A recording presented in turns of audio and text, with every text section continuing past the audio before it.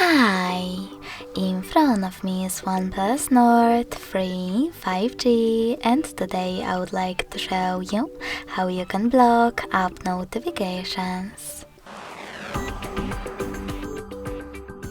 Begin by going into Devices Settings and scrolling down just a bit to access Notifications and Status Bar.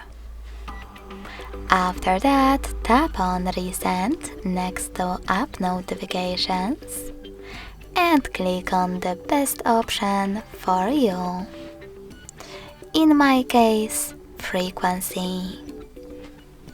Now just tap on the switcher next to one of your apps from which you want to block notifications. You can turn them back on the same way. If you want to, you can always just tap on one of your apps available on the left and manage all notifications from here. Thanks so much for watching. If you enjoyed this video, don't forget to leave a like, comment and subscribe. Bye!